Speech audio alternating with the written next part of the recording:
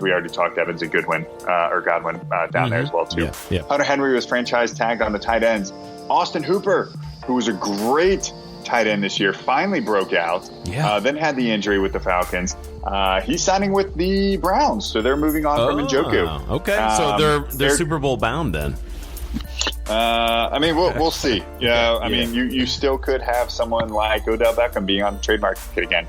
Eric Ebron, Tyler Eifert are available. There's not a ton of tight ends in it that I'm really excited about. Tyler Eifert still can't stay healthy. No. Eric Ebron's a talent, but again, he really hasn't shown a whole lot other than just kind of being a touchdown machine. So, there's those are the big ones right there. And then there have been some, big trades that happened as well, too.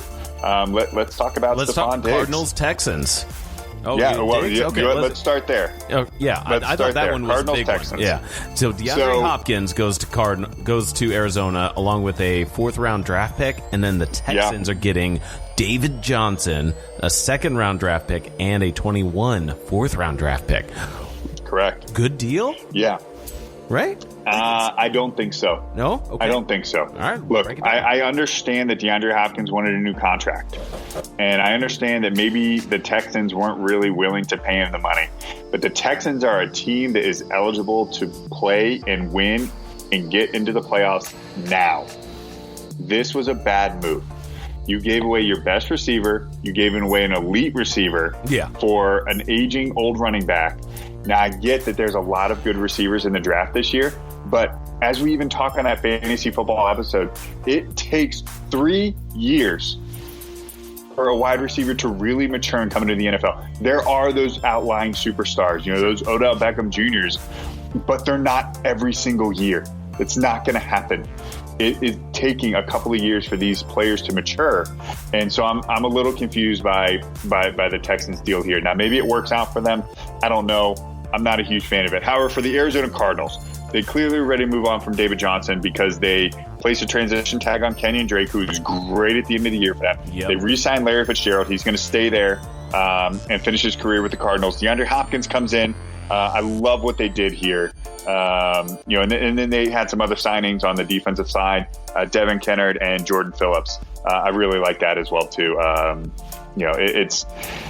They look good. They're much, much improved. They're still not going to be a super great team. We'll have to see if Kyler Murray can really take that sophomore step to push them into that direction. But right? They definitely look much better. Yeah, adding a big weapon to the arsenal, that should really aid him. So if anything were to happen that he's just not getting to pass the ball well, then either just something's not right with the line, the running game, or he's just not doing it. But, come on. That's got to be a big acquisition for Arizona to have some success and win a few football games the next season for them. So what were you telling us about this Diggs trade as well? So many moves going on. Stephon Diggs, he is going to the Buffalo Bills. He was acquired from the Vikings along with a 2020 7th-round pick in exchange for a 2020 1st-round pick, 5th-round pick, 6th-round pick, and a 2021 4th-round pick. Whoa. The Buffalo Bills gave up 4 picks to get Stephon Diggs. The Buffalo Bills think they are ready to go now. Now, to them, what do you look at some of the other stuff that they did? Yeah. So they really needed cornerback, running back, offensive line help. They picked up some defensive line help. They picked up an edge rusher in Mario Addison. He agrees to terms with them for another 3 years. Vernon Butler is signing with the Bills. Quentin Jefferson, that's a big one, defensive end there, also signing with the Bills too. They added some cornerback. They added Josh Norman to a 1-year deal to really try and bolster that defense. The Bills' defense last year was already amazing, so I'm a little surprised they added a bunch there. They did add some offensive line help. Quentin Spain, I don't know too much about him, but it looks like he is re-signing with them, so he was already a Bill, re-signing with them for another 3 years. But the big offensive help was Stephon Diggs. And what does this do for Josh Allen? What does that do for Stephon Diggs? Does this make him better? I don't really know. He's going to a run-first offense. And Stephon Diggs is an elite receiver. So, this is clearly a run-first offense. But, I like what the Bills did there, but they gave up a lot for him. They need to know that they're ready to move now. But you got to look at it from their perspective, right? That entire AFC East became wide open because there's no Brady. Sure, it did. Belichick, but, man, that's got to be like, hey, we're next up right now. This can happen. What are we going to do? The Bills were a great team last year. They were able to put it together. Yeah. They lean heavy on their defense. Yep. They have still some wide receivers, like Cole Beasley still there. He's a great slot receiver. He's one of the best slot receivers in the game. And people just kind of downplay him, because he's not a Julian Edelman level. Like he's not on that level. But also when, he played in Dallas or in Buffalo, like he wasn't leaned on to produce like Edelman. So, but Cole Beasley is a big receiver for them. Yeah. And who else do they have? It's like on the tip of my tongue. I'm going to forget it. We're going to have to move on. But they have a guy that can certainly take the top off as well too. So Stephon Diggs can do that, but Stephon Diggs is a much more versatile wide receiver. So I like what they did. Yeah, they're calling their shot to win the NFC or the AFC East this year for sure. Yeah. No, the Bills I think had every chance. I mean, they made it to the postseason, but they ended the season with 3 losses in their last 5 games. So they, I think they want to find some sustainability. Adding a piece like that, maybe some new talent to the defense could be a way to go. So yeah, it'd be definitely a good team to keep an eye out on. Are we missing anything? I mean, there's so much to go over. The NFL has been busy. With all kinds of stuff happening. Yeah, I mean, it has certainly been busy. Let's just talk about the Raiders here really quickly. They signed some big name players, or at least some top end prospects when they were coming into the league. Although some of them aren't super great now. Eli Apple, you probably recognize that was a first round draft pick. Jeff Heath is moving on from the Cowboys, going to the Raiders. Jason Witten leaving the Dallas Cowboys. He is going to the Las Vegas Raiders. I was going to say he's going to still. They also signed. Wow. They also signed Marcus Mariota. He's going to be a backup. He's not going to be the starter out there with Darren Waller. Darren Waller is clearly the starter. Darren Waller is great. They're going to be using Jason Witten and some different packages, double tight end packages. But he is moving on from the Cowboys, and that's probably because he was a starter last year in Dallas, and Dallas ended up re-signing Blake Jarwin.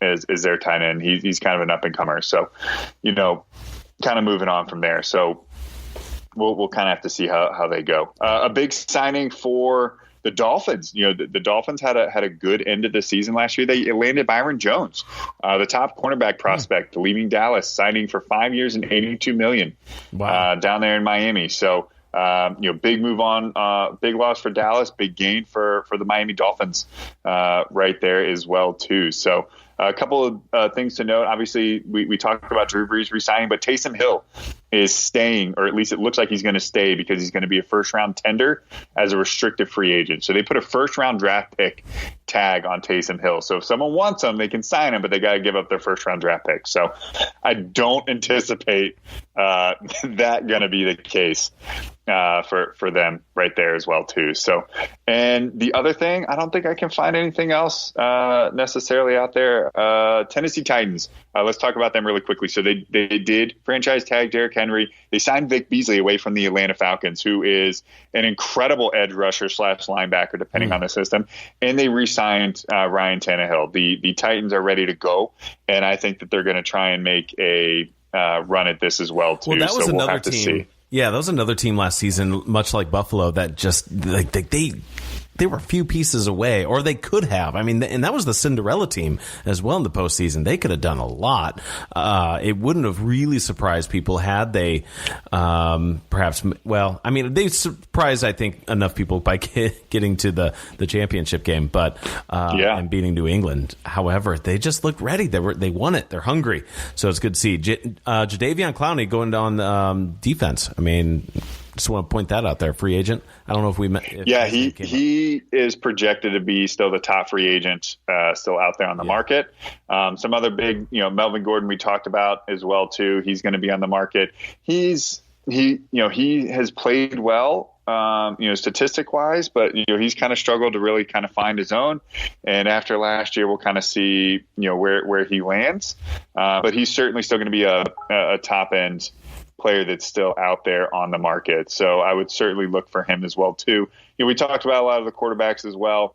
Some of the other ones, that whole running back field for the Texans last year, Carlos Hyde, Lamar Miller are available. And Devontae Freeman, former Pro Bowler, was cut by the Atlanta Falcons earlier this week, right before free agency. He was let go.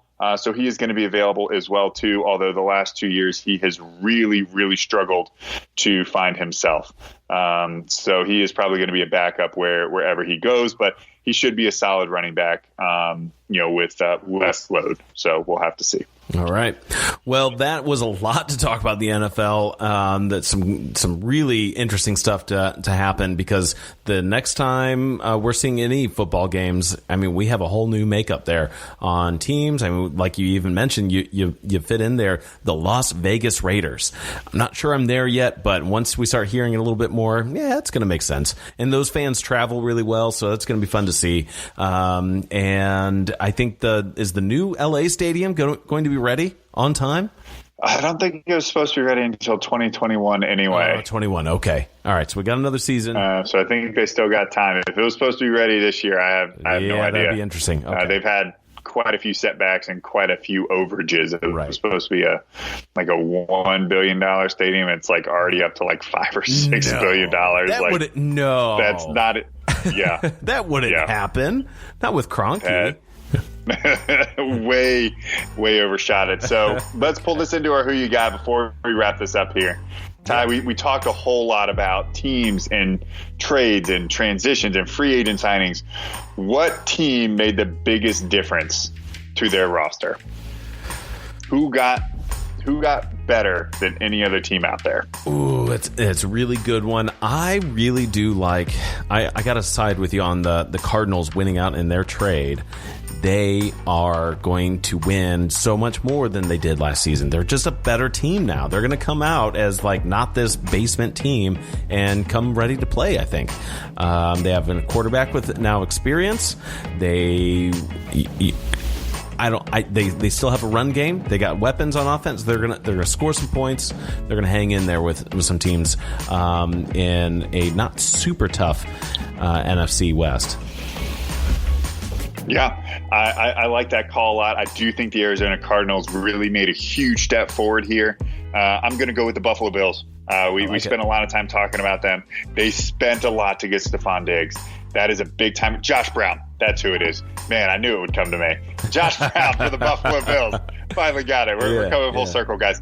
They added a ton of defensive talent and re-signed some defensive talent. They added Stephon Diggs. I love what they did. I think the Bills take the biggest step forward. So that's what we got. Guys, that wraps up our episode for this week. Thank you for tuning in this unusual week in sports for us.